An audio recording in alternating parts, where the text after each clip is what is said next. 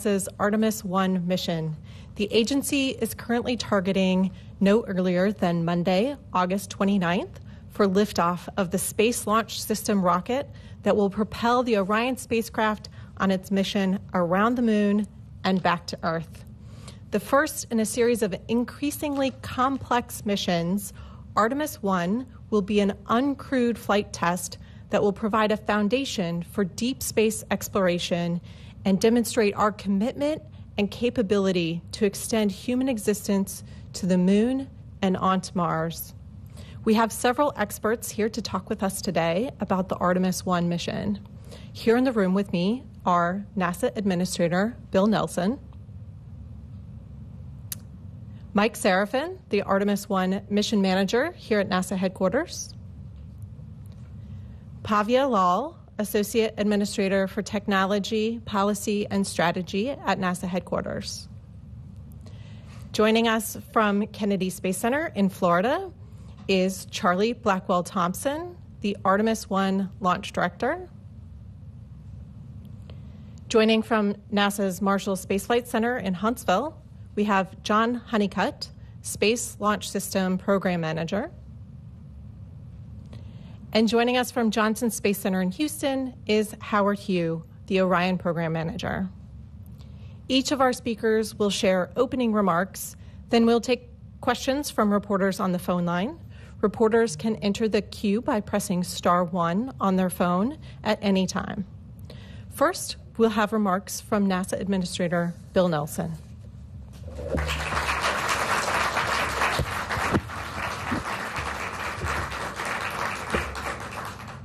To the NASA family, thank you for what you do every day, in and out. You make the impossible possible. And thanks, Stephanie. Just 26 days, most powerful rocket ever built, KSC, historic launch pad 39B. It's no stranger to monster rockets. Saturn V was there. 7.6 million pounds of thrust. This baby's going to be 8.8.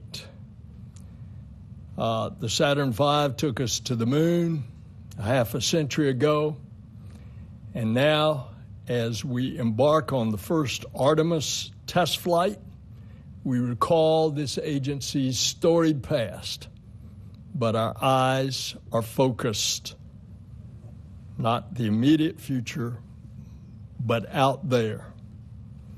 It's a future where NASA will land the first woman and the first person of color on the moon. And on these increasingly complex missions, astronauts will live and work in deep space and will develop the science and technology to send the first humans to Mars. We're going to Mars, and we're going back to the moon in order to learn to live, to work, to survive. How do you keep humans alive in those hostile conditions? And we're going to learn how to use the resources on the moon in order to be able to build things in the future as we go, not 250,000 miles away. Not a 3-day journey, but millions and millions of miles away on a months and months, if not years, journey. And we're going together. We're going with our commercial partners, and we're going with our international partners. On Artemis 2, the first Canadian will fly. It will be the first Canadian astronaut to go to the moon. The first European and Japanese astronauts will fly around the moon on the Gateway, which is our lunar outpost. The Space Launch System, this rocket, is the only capable rocket of sending humans into deep space, and it's the most powerful in the world. And so you're going to see the evolution of this rocket. It's at one height now, and by Artemis 4, it's going to be taller. and it's going to be more powerful. And then on top of it is the spacecraft, Orion. And on this mission, Orion will venture farther than any spacecraft built for humans has ever flown. It will be on a mission of over 1 million miles to the moon and back, and all kinds of orbits around the moon testing this spacecraft. It's a mission of 42 days. And after its long flight test, Orion will come home faster and hotter than any spacecraft has before. It's coming back at 32 Mach. It's going to hit the Earth's atmosphere at 32 times the speed of sound. It's going to dip into the atmosphere and bleed off some of that speed before it starts descending through the atmosphere. On the space shuttle, we were at 25 Mach, which is about 17,500 miles an hour.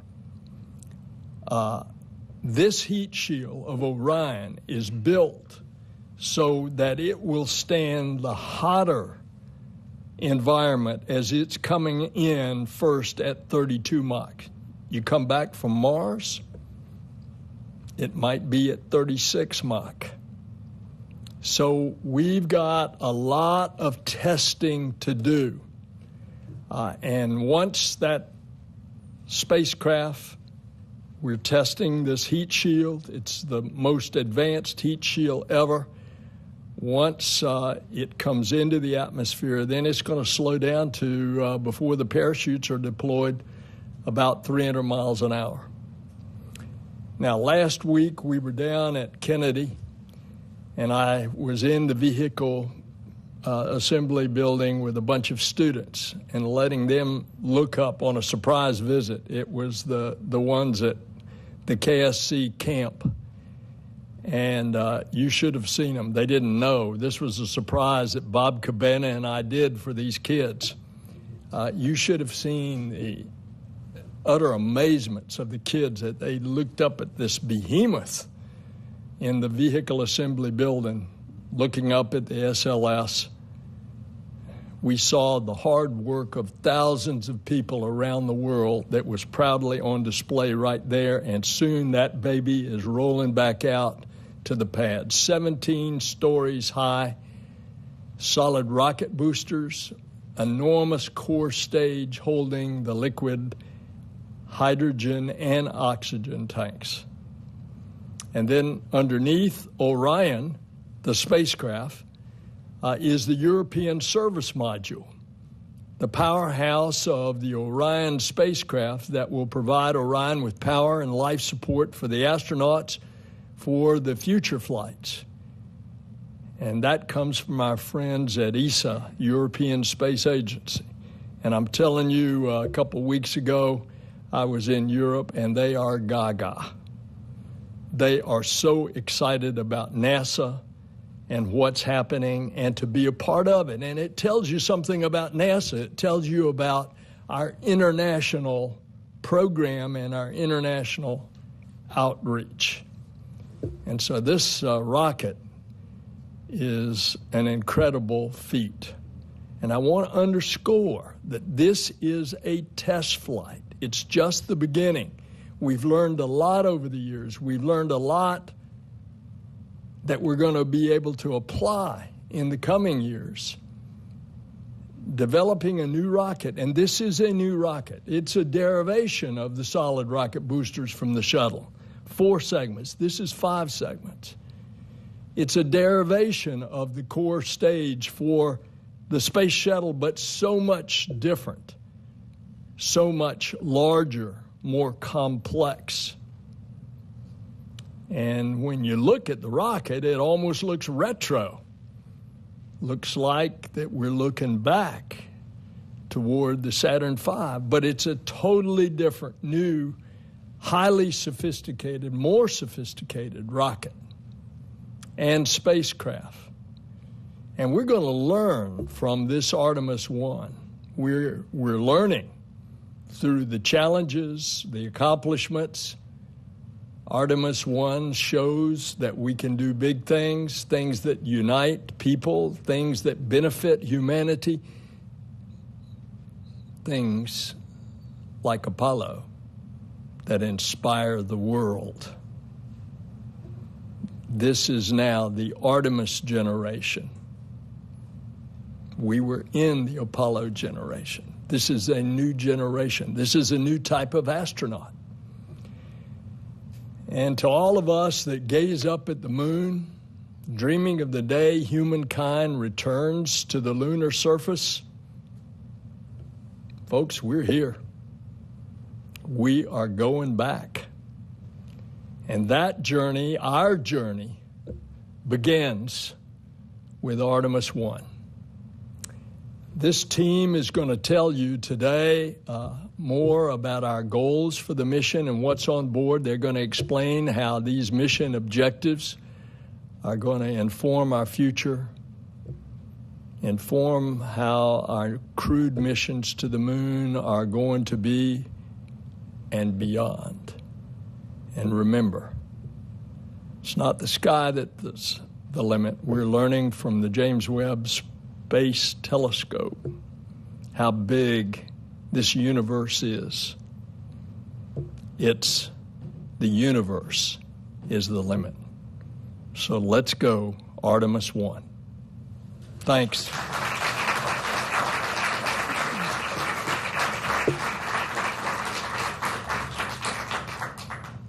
Thank you. Sorry. Next, Mike Serafin will give us an overview of the mission and the primary mission objectives, and Pavialal will talk about some of the payloads riding along on this mission that have the potential to contribute knowledge to future exploration missions. Over to you, Mike. Okay, good morning, and thank you for your interest in our mission and our program. If we could roll the video, we'll set some expectations about what some of the major mission highlights are that you may see throughout the course of Artemis 1. Rollout will occur in about 2 weeks, and that'll signal that launch is near. The entire mobile launch tower, as well as the rocket and the spacecraft, will head out to the launch pad together and be positioned at Launch Complex 39B over a flame trench. We'll load it with cryo, the fuel and oxidizer, into the core stage as well as the upper stage. And when all systems are go, we'll give the go for launch, and Artemis 1 will begin. The 32-story tall rocket will climb its way up through the atmosphere, and in 2 minutes, all the solid propellant in the boosters will be consumed and jettisoned, as well as all the liquid fuel in 8 minutes, and the core stage will be jettisoned. The upper stage, as well as the Orion spacecraft, will then proceed in one lap around the Earth. Orion will deploy its solar rays and get off of battery power, and then will commit to the moon at the point of translunar injection. At that point, the rocket has done its job, and now Orion is on its way to the moon. At its closest point, Orion will be just 62 miles from the surface of the moon, and at its farthest point, it'll be 38,000 miles past the far side of the moon, which is 250,000 miles away. When we return to the Earth, the European service module will be jettisoned. It will have done its job, and Orion will set up for its primary objective, which is Earth reentry. After the peak heating period, the parachutes will deploy, and the spacecraft will splash down the Pacific Ocean off the coast of California, where a U.S. Navy team and NASA team will receive the awaiting spacecraft. We'll retrieve all the data off of it, and that will inform our readiness as well as help us understand our ability to fly astronauts on the very next mission on Artemis 2. So those are some of the highlights you can expect. We intend to bring each and every one of you along throughout the course of the mission. We will share imagery both from the ground as well as the launch vehicle and the spacecraft throughout. Our primary objectives for the mission, we've got 4 primary objectives. Priority 1 is to demonstrate the spacecraft's ability to re-enter at lunar re-entry conditions. We need the rocket to do its job in order to set up those initial conditions. So all that chemical energy that's stored in the solid boosters and liquid fuel that's stored in the core stage and the upper stage needs to be delivered to the spacecraft and put in the form of kinetic and potential energy, and then the heat shield will take that back out through aerodynamic drag as it re-enters the Earth's atmosphere. That's priority number 1. Priority number 2 is to demonstrate the vehicle in the flight environment. That is all the way from the launch pad, all the way out to the moon, and back to Earth. In order to do that, we need to demonstrate the rocket's ability to lift off safely from the launch pad That 8.8 million pounds of thrust is going to reflect off the launch pad and bounce back up. In terms of vibroacoustic shock, we have water sound suppression that is there to dampen that shock as the rocket lifts off. We also have these umbilical arms that are roughly the length of a tractor trailer and weigh thousands of pounds that need to retract in those initial moments at liftoff at first motion and clear the path of the rocket as it accelerates up off the launch pad. As we head up through the atmosphere, we're going to go through the period of maximum aerodynamic loading, or max Q. The rocket and the spacecraft need to survive the ascent environment. And then all the separation events. We'll jettison the boosters. We will jettison the service module fairings that are an aerodynamic shell that cover the solar arrays during the Earth ascent. We'll jettison the launch abort system. And then we'll jettison the core stage. All these things need to work perfectly and in sequence in order to put Orion on its way to the moon. We'll demonstrate the propulsion systems to perform the translunar injection maneuver, as well as the ability of Orion to enter a lunar orbit and then return from lunar orbit. We'll communicate with assets that are beyond what we use for low Earth orbit and terrestrial users. Low Earth orbit and terrestrial users typically use the tracking and data relay satellites that are in geosynchronous orbit. They typically use the global positioning navigation system that is halfway to geosynchronous orbit. We're going to communicate and navigate using the Deep Space Network, radiometric tracking, and optical navigation. We are also going to fly out through the Earth's Van Allen radiation belts. We will no longer be afforded the ability to have the Earth's magnetic field shield us from the deep space environment. So we're going to fly into the deep space high radiation environment, and we'll experience what it's like for our astronauts to fly on subsequent missions under those conditions. So that's priority 2, demonstrate the spacecraft and the launch vehicle's ability in the flight environment. Priority 3 is to simply retrieve the spacecraft. We get the high precision avionics on board for programmatic cost savings and reflight on later flights. We also get the spacecraft structure back for environmental testing on later flights. And then we get all the data that's recorded on board. We're going to have a blackout period during peak heating. A plasma field is going to envelope the spacecraft during reentry, and we will not be able to communicate with it. So the telemeter data that would normally come to Earth is not going to be able to be received on the ground during that period. So we're going to get all this data back to help us understanding our engineering uncertainties, as well as what the flight environment was like from launch to splashdown. That's priority 3. And then priority 4 is to perform some payload objectives, and Bhavya will talk to you about the payload objectives. It is to perform outreach and share remarkable images with each and every one of you. Images that include Orion taking selfies down the solar array wings of itself in the foreground, the moon in the background, and the Earth 250,000 miles away. So we intend to bring each of you all along as we conduct this Artemis mission, and we very much look forward to bringing each and every one of you on this mission with us. So with that, I'll turn it over to Bhavya. Thanks, Mike. So as I sit here today, I'm thinking of Nichelle Nichols, Lieutenant Uhura, to most of us who grew up watching Star Trek, who passed away this weekend, as many of you know. She was a great supporter of NASA's. Trailblazers like her are the reason folks like me are at NASA today. And we honor her with programs like Artemis that will fulfill her dream of a peaceful future in the stars for all of humanity. And as Mike said, I'm excited to talk about the science payloads that will go on this launch that is less than a month away. As Administrator Nelson said, we are going. So in addition to the primary objectives that Mike outlined, there's a number of secondary payloads, investigations, and instruments riding along on the SLS, as well as inside the Orion capsule objective 4, as Mike said.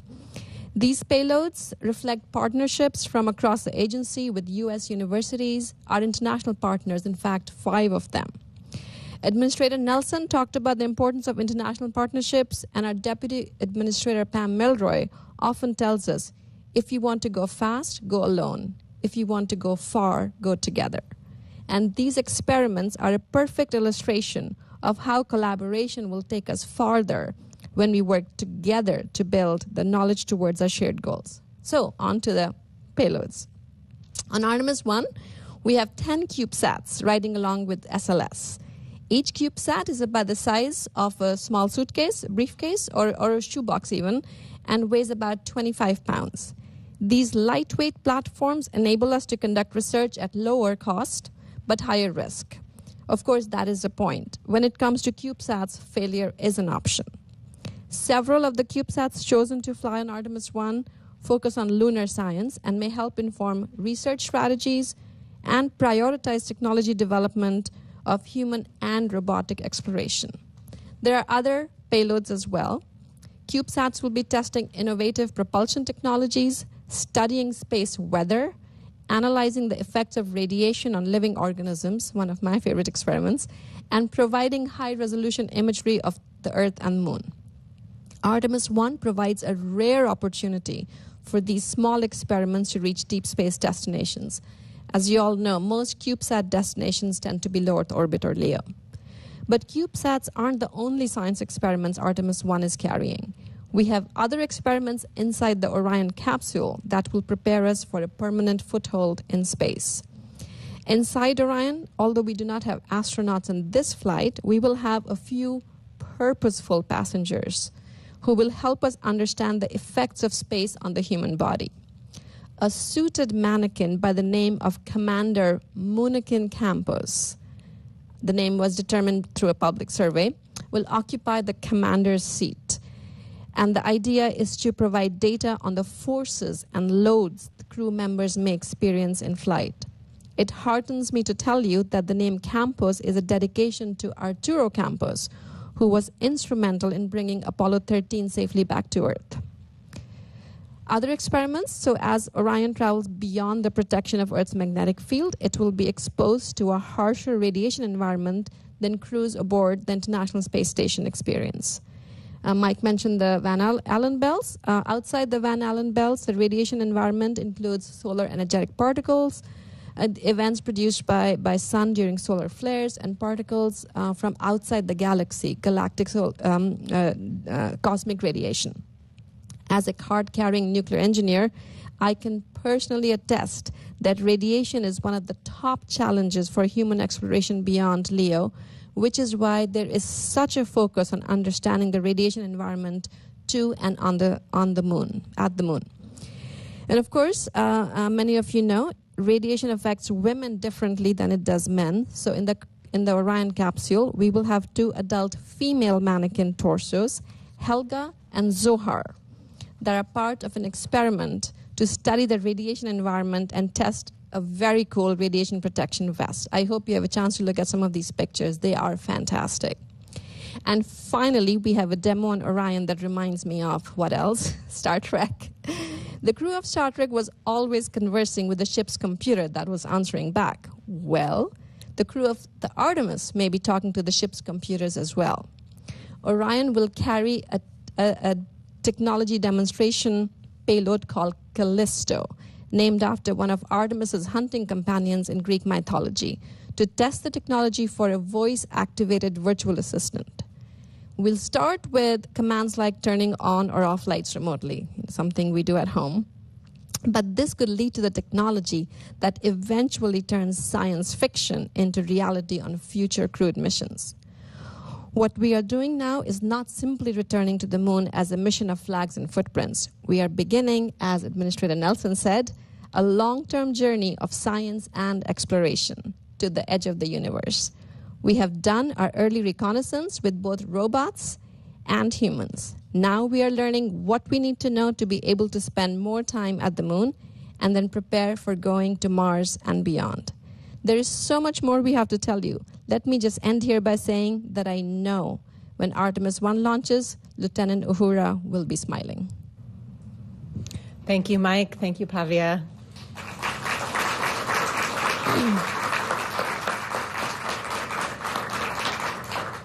For those who want to learn more about the secondary payloads, we will have a briefing opportunity in the next couple of weeks with principal investigators and representatives for each of the payloads. Now let's head over to Kennedy Space Center in Florida to Charlie Blackwell Thompson.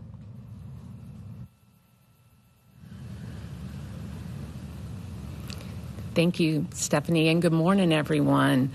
It is my pleasure to be here today and to really talk about our preparations for launch and where we are in our processing and our test operation over in the vehicle assembly building.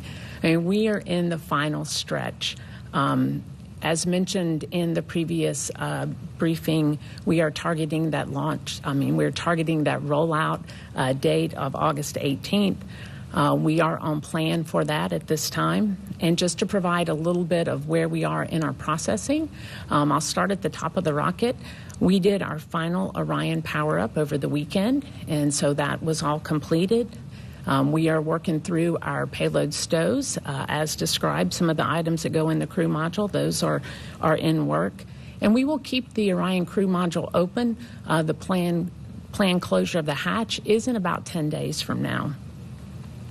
The upper stage is all complete. Our work there is finished up, all of our testing, and we actually have the LVSA, or the Launch Vehicle Stage Adapter, closed out. The door is on. Our confidence checks are complete, as is the core stage forward skirt area and the engine section. So a good part of the core stage is all complete and closed out, ready to roll to the pad for launch. One of the remaining areas that is open is the core stage inner tank, and that is because one of our significant test activities that's upcoming, the flight safety system or the flight termination system test, is scheduled to begin next week. And we do need access to the core stage inner tank area for that testing op. We also need access to the forward assemblies on the boosters and for that test as well. Other than that, the booster work is pretty much complete. We have been working some of our thermal curtain closeouts. The left-hand booster is complete, and there's a little bit of work remaining on the right. But again, all of the work is on schedule to support our planned rollout date. And as we finish up these ops, we have already started our platform retrack. So out of the 10 platforms we have over in the VAB, 3 of them are already in the retrack position. And as we continue to finish up our work, we'll pull the remaining platforms back. We had some software updates after our wet dress test campaign. Those have been completed and rolled into what we call our TCID, which is essentially our software set that we'll use for a simulation that we have planned for tomorrow and we'll use for launch. That was loaded into the control room last night, so that is now complete as well. We do have our final launch team training event tomorrow. It is a full simulation from cryo load all the way through terminal count, and we're certainly looking forward to getting that sim behind us and getting that final chance to practice launch countdown before our big day arrives. So once the work in the VAB is completed, we will head out to the pad. We have an 11-day pad campaign. Very similar to what we've done in the past. We'll roll out, get the vehicle hard down, validate the services, the command and control data, telemetry, any of our commodity connects. And then we'll get into our work over in Orion, extend the crew access arm, open up the hatch. We do have some testing, some program-specific engineering tests that we'll be doing. These are similar to what we did in our first campaign for Wet Dress 1. We do have a few additions there, but we'll take care of that, as well as servicing the boosters and our launch countdown preps, and then into launch countdown itself. So for that August 29th launch attempt, we would look to have called the stations at 09:53 on Saturday, the 27th, and our tanking operations would begin early in the morning on Monday. We have added a little bit of time to our countdown. We added an hour of time to our hold before tanking, and that was to take care of a couple of things. The first is, as part of our wet dress loading operations, we found we needed a little additional time, and we wanted to make sure that we were all set up and configured for an on-time launch. We will get into our tanking ops, and then once that is completed, the loading sequence is the same as what was demonstrated during wet dress in terms of we start with core stage, and start with locks, then LH2, and then we'll pick up with the upper stage load, LH2, and then locks. Once that is complete, we have some range safety checks that we'll perform. We demonstrated those during wet dress. We will demonstrate them again for launch day, and then we'll get into our terminal count. We'll count down through those critical milestones down to to T0, where we'll hand over at booster ignition and liftoff to the flight control team. So as several others have said, this is a very exciting time. This is our first launch. It's been a great learning experience for our team as we've gone through the testing, the wet dress campaign, and rolled those lessons learned into our launch planning. And I expect that we'll continue to learn some things as we go through launch countdown. But I am very pleased with where we are in our preparations, and certainly looking forward to finishing up the work in the VAB, seeing this amazing vehicle roll to the pad, and finish up the final preparations for launch. That's great. I can't wait to see it. The mission has been so many years in the making, and so we have a brief video to share with you reflecting on the work that has brought us to this moment.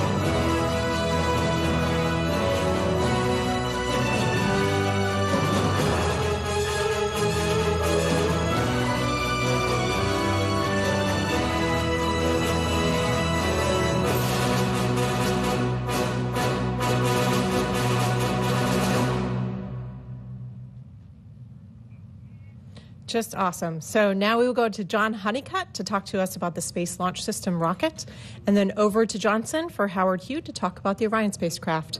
Over to you, John. Thank you, Stephanie. I like to start off by telling you that a lot of our team spent a good part of their career at NASA working on the space shuttle on missions to low Earth orbit. And we learned a tremendous amount about designing and operating the space shuttle and designing and operating a launch vehicle built for human exploration. So now, for the first time since 1972, we're going to be launching a rocket that's designed for deep space.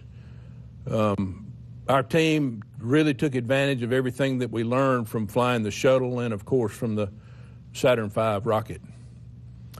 I will tell you that we've got an excellent design in the rocket, and we understand where our margins and our sensitivities are, and I have a high level of confidence that we will be able to safely send humans into deep space. That if you've heard others talk, the propulsion systems for SLS, made up of the solid rocket boosters and the RS-25 engines, really gives us a lot of confidence that SLS is going to be able to meet those performance targets that are required. The rocket's also extremely powerful, as you've heard. It's the only rocket that's capable of sending Orion and a crew and supplies into deep space on a single launch. There's a really huge advantage in the SLS that it gives us availability for a lot of cargo and supplies that are needed to have successful missions. As far as the testing goes, we've tested every component on the rocket. Those components got integrated into a subsystem. Those subsystem tests were performed, and then finally all those subsystems come together to make up the system levels of the rocket in the boosters, the core stage, the ICPS, and the LVSA. there's a tremendous amount we learned in those system-level tests, starting with the green run and then going through the wet dress rehearsal test that we recently completed. This test flight will be one that provides us a tremendous amount of data, and I expect we're going to learn a lot from the thousands of sensors that we have on the rocket. I'd like to share with you just a little bit about kind of the things that I'll be looking at as we get really close to that T0 time to see SLS lift off the launch pad. As we get into what we call terminal count, I'll be looking at the pressurization systems, the pressures in the liquid oxygen tank, the pressures in the liquid hydrogen tank. I'll be looking at the startup of our auxiliary power units that power the hydraulic system to make sure that we've got good hydraulic pressures. We'll light the engines at roughly T-minus 6 seconds, so I'll watch those come up to the required power levels, and then we'll get to see the boosters ignite. And as you've heard, those will burn for about 3 minutes. We'll separate from them. And then the core stage will continue on for about 8 minutes, at which time we'll separate. And then we're getting close to the time where the upper stage will take over in about 2 hours. And so as you heard, we'll do a couple of burns with the upper stage on the rocket, one to raise to orbit and the other to set Orion on its way to the moon. And then the final thing that SLS is responsible for will be to deploy those 10 CubeSats and get them on the way that you heard about earlier. So now I'd like to turn it over to Howard Hugh. Howard's the Orion program manager, and Orion's going to share more with you about the Orion journey. So Howard. Yeah, thanks, John. Appreciate that. Good morning, everyone. Certainly very exciting times in the Orion program as we embark on our first mission to the moon with this fantastic rocket and our Orion spacecraft. You know, this Orion team, we've done a tremendous amount of work getting ready from designing, manufacturing, and testing the spacecraft to ensure its success as we embark on our first mission to the moon on Artemis 1.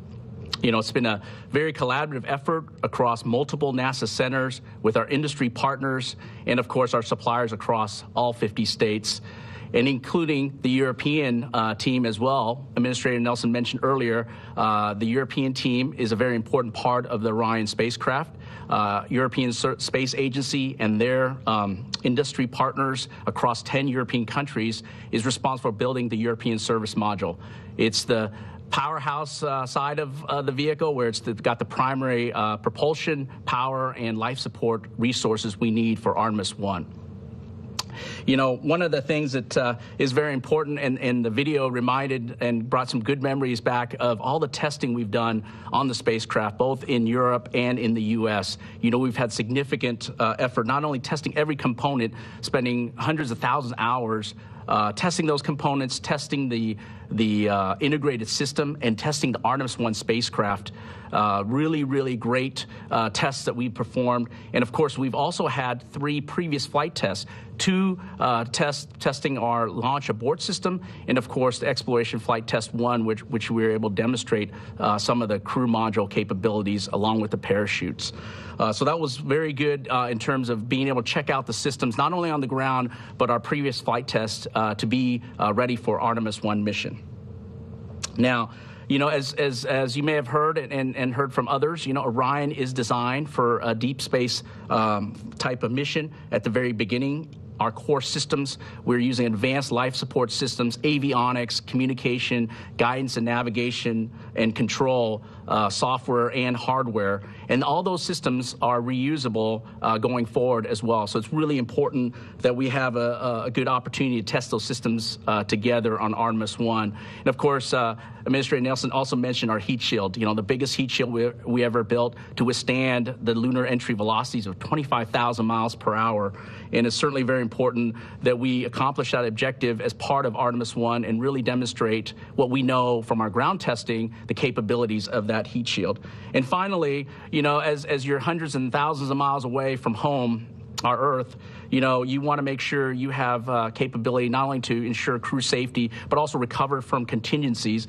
And we built systems on board, not only backup systems, but hardware and software that allows a crew to have a complete insight into the vehicle and be able to recover, along with automated fault detection and recovery software that'll be important to help and assist in that kind of situation. So overall, when we look at the Orion systems, we have not only the primary systems, but we also have a lot of capability to ensure our success in the event of a contingency. And finally, we're very excited for the Artemis 1 mission. It is going to be fantastic. We're going to be able to execute the entire spacecraft system, demonstrate all our capabilities that we've shown on the ground in that harsh deep space environment. It is going to be a tremendous opportunity to test all those systems together. And of course, as I mentioned earlier, one of the things that we're looking forward to as a primary objective is that heat shield performance. Coming in at 25,000 miles per hour, 5,000 degrees of heating during re-entry is going to be really great to demonstrate our heat shield capability, making sure the spacecraft comes home safely, and of course, for future missions, protecting the crew. And of course, the other subsystems, I can't forget about those. Along the mission, we'll be testing those as well. Mike mentioned optical nav. We're looking at optical nav performance as we go out to the lunar orbit. We'll be checking out our primary space shuttle orbital maneuvering engines that we're using as our main engine, and checking that out prior to lunar injection. And of course, we're going to be checking out our end-to-end comm system, using that deep space network. And that's going to be a tremendous opportunity for us to utilize that capability and make sure we have communication with the ground. And of course, finally, when we come back from lunar trajectories and we're about to land, our parachutes are going to deploy, another opportunity for us to demonstrate our parachute performance and, of course, our recovery operations as well. So, Orion has gone through a lot of testing, a lot of preparations. Charlie mentioned our final power-up last few days ago. We're ready to move forward, and we're certainly excited to be part of this Artemis 1 mission. Can't wait to launch on the SLS rocket, and we're ready for getting to the moon. Thank you, and back to headquarters. Great, thank you. Our experts will now address questions from reporters. You can press *1 on your phone to be entered into the question queue at any time. Your phones are on mute now. The operator will open your mic when we call on you for a question and close it afterward. Especially because our experts are in several locations, please do identify to whom you're addressing your question. Please respect everybody's time by keeping it to only one question, and if we have time, we'll do a second round of questions. Okay, let's go ahead and get started. First up is Marcia Dunn of the Associated Press. Oh, hello. Good morning, everyone. My question is perhaps for Mr. Serafin, Mr. Honeycutt, or even the administrator. I was hoping you could briefly compare the SLS rocket with the Saturn V and also SpaceX's Starship, the pros and cons, and could you also touch on what's at stake here? How crucial is it for Artemis 1 to succeed? Thanks. Thank you for the question, Marcia. In terms of comparison of SLS to Saturn V and Starship, obviously we've got flown test data on Saturn V, and as was stated earlier, the performance of the Saturn V was about 15% less than what we expect for the Space Launch System under this current initial configuration, which we call Block 1, which is with the interim cryopropulsion stage.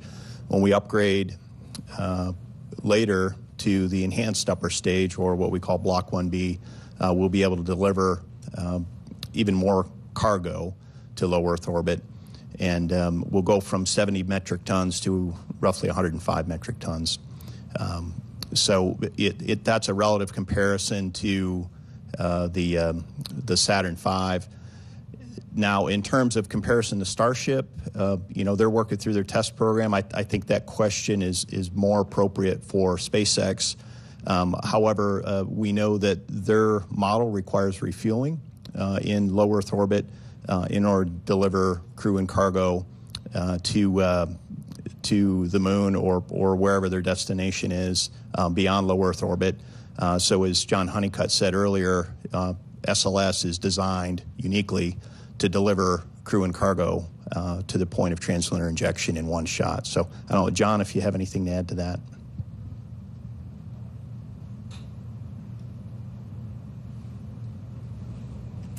Yeah, nothing more to add, Mike. Well, I'll add your question, how important is this that it works? Well, it's very important because this is a test flight. We are actually going to push this test flight, stress it more than we will with a crew on board. And one of the things is the heat shield. It's a test flight. The heat shield's not been flown before. That's why you do a no crew test flight first. We didn't have that luxury on the space shuttle because you had to have a crew on board, but it had already tested a number of elements, those silicon tiles on the space shuttle. This is an ablative heat shield, and the only way you can test it is to get it out there and let it come in at 32 Mach. So that's very, very important. With regard to the comparison, we often hear this question, well, how does it compare, et cetera. This is the only rocket that can now go with a spacecraft to the moon. We expect that SpaceX will have their lander ready, but that's not a return. That's a lander on the moon, and that'll be for Artemis 3 in the landing, which we hope will be late 2025. The other thing that you should know is that when we have a crew and we go into that, what they call the NHRO orbit, that rocket going to the moon has got to pull a left hook and go into an elliptical orbit around the moon that is as if it is the face of a clock facing us. So that's a new maneuver that we have to do that we've never done before. Remember, Apollo went into equatorial orbit. This one's going into polar orbit, and it's also going to be an orbit that is lined up this way, facing the Earth, and the spacecraft will orbit there in that elliptical orbit. Thanks, Okay. Stephanie. Yeah, thank you all. Our next question is from Bill Harwood of CBS News. Yeah, hey, thanks. I'd like to follow up on something the administrator just mentioned for Mike Serafin. Could you give us a sense of what sort of additional risk you're all willing to take with an unpiloted flight like this one that you wouldn't take with a crew on board? Okay, I won't ask the second question, but that's my question. Thanks. Bill, that's a great question. And the answer is we have a lean forward strategy on Artemis 1 because it is an uncrewed test flight. We are deliberately leaning forward in the interest of getting our priority one objective, which is demonstrating the heat shield at lunar reentry conditions, leaning forward to get through the point of translunar injection, to put all that energy into the system so that the heat shield can take it out later. So if you're looking at relative comparison to go, no-go criteria for later crewed missions, we will be go for failures on Artemis 1 that we would normally be no-go for on Artemis 2 on a crewed mission in the interest of crew safety. Because we are looking at this from the macro perspective and the manifest perspective, we are trying to buy down risk for crewed flights. So we're willing to take more risk on Artemis 1 on an uncrewed test flight than we would on later crewed flights. So it's a great question. Thank you for that. And by the way, that's why this is a 42-day mission. They're pulling all kinds of maneuvers as they go around the moon. And just remember, it's a test flight. Okay, great. Next question is from Todd Shields of Bloomberg News. Hi, thanks very much. I don't know who should field this. It's very general. Last briefing, you all mentioned 3 possible dates, August 29, September 2, September 5. Does that array still hold, and when will we know when you have a definite date? Thank you. Yeah, thank you, Todd. Yes, the dates that we talked earlier with a media call with Jim Free still hold. August 29th is our target date, and we've reserved that with the Eastern Range. So we've got basically a date with the range on the 29th of August. If we are unable to launch for whatever reason, weather, technical, incursion into the range, that kind of stuff, our backup date is no earlier than September 2nd. And the reason is during the outbound leg of the mission, as Orion flies outbound from the Earth to the Moon, we have what we call an eclipse, and that eclipse exceeds 90 minutes, which we screen out in terms of our launch attempts. So when we have one of those eclipse violations, what we're concerned about is the power production on the spacecraft. So we have analysis teams and tools that look for these types of conditions and screen those out. So that's why August 30th, 31st, and September 1st are not considered viable launch opportunities. It has nothing to do with the performance of the rocket. We could launch those days from an SLS perspective. It really has to do with power production on the spacecraft. After September 2nd, the viable launch dates go all the way out to September 6th. In the interest of holding a reservation on the range, and there's a lot of traffic on the range, we also asked for September 5th. And that is simply based on the cadence. If we were to load cryogenic fuel and oxygen into the core stage and the upper stage, we need time to replenish that. And it'll take us, for our third attempt, about 72 hours to do that. And Charlie, as our launch director, do you have anything to add to that?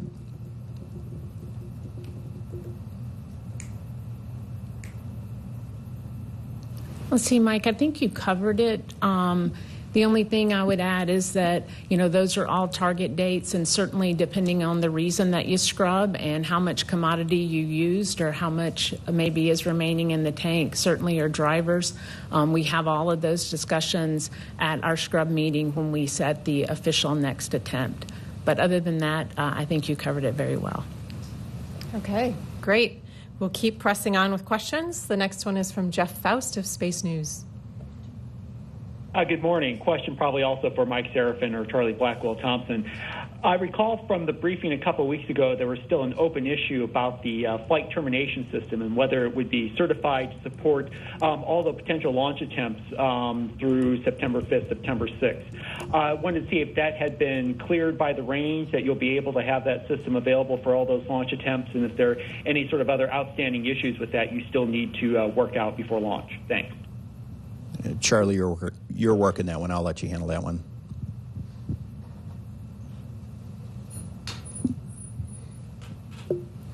Okay, sure. I'll be happy to take that. So as part of our standard data review, we have provided all of the performance data to the range. That's, again, part of the standard process from wet dresses attempts 1 through 4. The range has that data. They're reviewing it currently. Our requirement is 20 days, and our plans lay out to support 2 launch attempts within that 20 days. Certainly, we'll be continuing to review that data with the range, and should additional days become available, we will factor that into our scrub planning. Okay, great. Thank you. Next question comes from Irene Klotz of Aviation Week. This is probably for Mike, maybe for John. Could you provide some more details on a more granular level what Orion is going to be doing during the lunar operations? Let's see. I'll start with that one, Irene, and Howard, you can add anything that I missed. But, as we head uphill, Orion will need to be converted from an ascent configuration or a launch configuration, which is designed to protect abort modes on crewed flights, into a spacecraft. And after we jettison the launch abort system, which will happen some 4-ish minutes into the flight, as well as the service module fairings, Orion will still have its solar array wings stowed. We will configure some of the cooling systems as well as the power systems during the climb to orbit, or after we get to orbit. Around the time we do the perigee raise maneuver, we'll deploy the solar arrays. Orion will get off of battery power and onto solar array power, and then a series of systems checks will be performed in order to decide whether it's appropriate to commit to the point of translunar injection. If we meet all of our go criteria as part of the go, no-go checklist, Orion will head outbound and then separate from the intercrawl propulsion stage, the upper stage. And then during the coast phase, we will look at just basically the entire spacecraft health and status. We'll transition off of the space network, which uses the tracking and data relay satellites in geosynchronous orbit. We'll transition over to the deep space network for command and control and communication and imagery and file uploads and downloads. We'll look at the whole depth and breadth of the systems, both the command and data handling, the attitude control system, the cooling system, all those systems. As we fly out through the Van Allen radiation belts, we encounter high periods of radiation, and then set ourselves up for the entry into the distant retrograde orbit. That distant retrograde orbit is a 2-maneuver sequence. The first maneuver uses a lunar gravity assist to set up a on-ramp to the lunar orbit. The Orion main engine will be fired for that lunar gravity assist, as well as for the on-ramp to the distant retrograde orbit. It's called the outbound powered flyby, and then the distant retrograde insertion. While we're out there, we'll do a system shakedown. Orion will be some 275,000 miles from Earth at that point, at its farthest point, and it'll be farther than any human-capable spacecraft has ever gone. And then we'll set up for return. And when we set up for return, we'll reverse that 2-maneuver sequence. We'll perform the distant retrograde departure maneuver, and then a return-powered flyby, again, another 2-maneuver sequence using Orion's main engines. And that is essentially our deorbit burn from 250,000 miles away. And we have to hit the Earth's reentry corridor. If we hit it too shallow, we skip back out into space. If we hit it too steep, we overstress the vehicle. And that's why this is a test flight. We want to hit that with precision, and the command and control system and the reentry and guidance system on the vehicle needs to be able to handle this. And then we'll go through the service module separation, and then we'll reorient the heat shield forward into the velocity vector, and about an altitude of 400,000 feet, we'll get aerodynamic capture, and we'll slow the vehicle down from Mach 32 to 0 in about 20 minutes after the vehicle goes through peak heating, peak aerodynamic load, and then the parachute deploy sequence once it goes subsonic, and then it'll splash down at about 20 miles an hour in the Pacific. So there's a lot of events. They are very dynamic. All along the way, we're going to be capturing imagery. We're going to be capturing engineering data. We're going to be performing science, as Bobby mentioned earlier. And there's a lot of sub-objectives within what we just talked. So I'll pause there. Howard, if you have anything to add to that. Yeah, hey, Mike, thanks. That was a great, excellent summary of all the things that are going to happen across this 42-day mission. I'll just add each individual leg will have checkouts. One of the things I mentioned earlier is certainly we want to check out our propulsion system before we commit to the distant retrograde orbit. And then we're also checking out this optical nav system that'll help us navigate in case we lose comm, not only on this mission, but for future missions as well. So really great opportunity to test a lot of systems, not only the primary systems that Mike's talking about, but also other secondary kinds of objectives to ensure that all the systems that we have on board is going to be operating as we need them in this deep space environment. And also add on to, we are capturing a lot of data. We have thousands of sensors on board. They'll be recorded, and then during the mission, we will be downlinking the data, and our engineering team will be looking at it and assessing the performance along with overall health of each subsystem. So thanks, Mike. Great detailed answers. Thank you both. Next, we'll take a question from Liam Healy from News 8. Hi, good morning, everybody. This question isn't as much directed at Artemis 1, but as the Artemis missions as a whole, so I'll direct it to Mr. Administrator. One of the big things is public outreach on a mission like this. It's always been famously believed that the Apollo missions, some of the lack of funding that ended the program in the end, was due to the lack of public interest. I work in a newsroom full of people, and out of 20 people that were in our meeting this morning, there were 2, including myself, that knew that we were going back to the moon.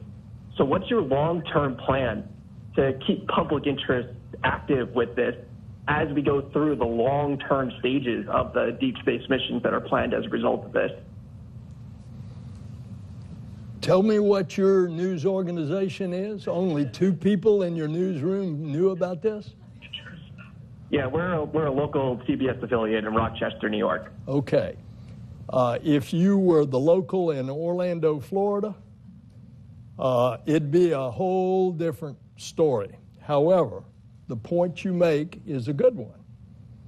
I remember for years, after we shut down the space shuttle in 2011, the American people I'd run into somebody on the street corner, and they'd say, "Oh, I'm so sorry that our space program is over," because they associated the space program with astronauts going into space.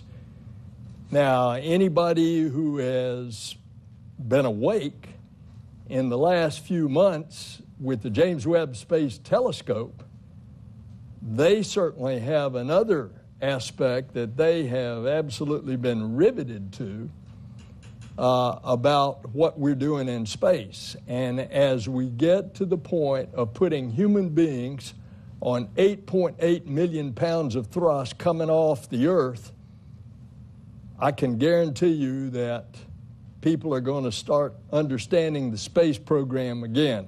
And when the first woman and the next man land on the moon in Artemis 3, I rather suspect that's going to be a page 1 story. And it will lead the top of your newscast. And the American people will be back understanding what's happening. This is part of the excitement of our space program. When you take, although we do these gee-whiz things with robots and instruments, and certainly the rover Perseverance on Mars and the little helicopter really caught the imagination. But you put a human being that's walking around on the surface of the moon, and it takes it to a whole new level. Great, thank you. Our next question is from Micah Maidenberg of the Wall Street Journal. Hi there. Administrator Nelson, I just wanted to ask, after all of the investment, the challenges, and the years of work to get to this point, what kind of pressure, is on the agency to sort of meet mission criteria for this first flight and keep moving toward the second and third missions? Thanks. Well, there's no external pressure that's going to make this mission go or no go.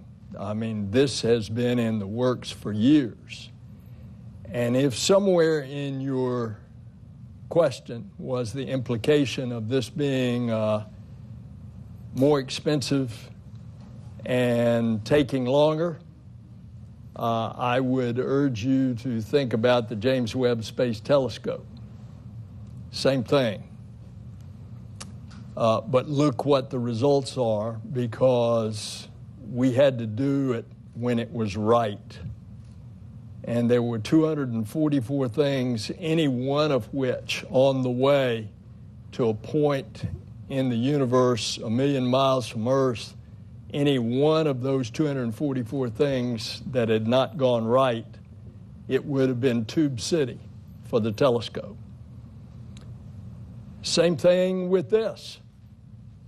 Now, as we get on down the road, we're doing different contracts, putting more emphasis on efficiency on our commercial partners. We're taking a bunch of contracts and consolidating them. And what you'll see is the cost is going to come down.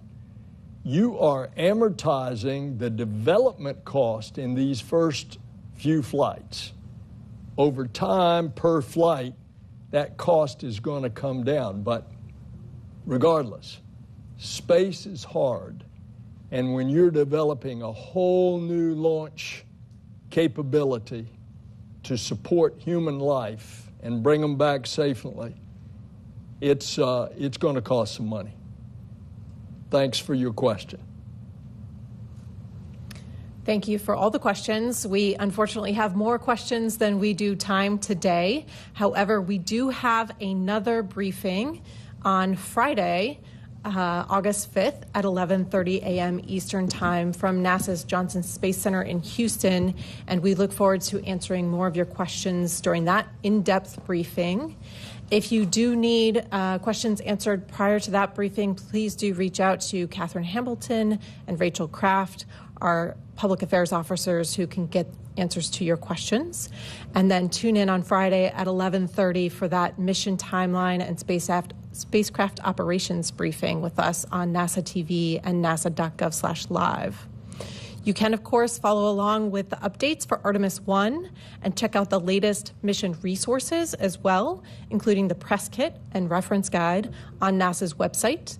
That URL, which is all lowercase letters, can be found at nasa.gov/specials/Artemis-Roman numeral 1. Thank you for joining us and have a lovely day.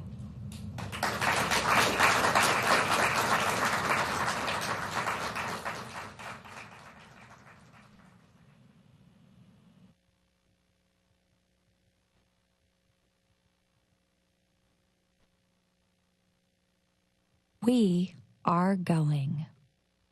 The history of this agency is marked with broken barriers, once viewed as impossible, with science fiction turned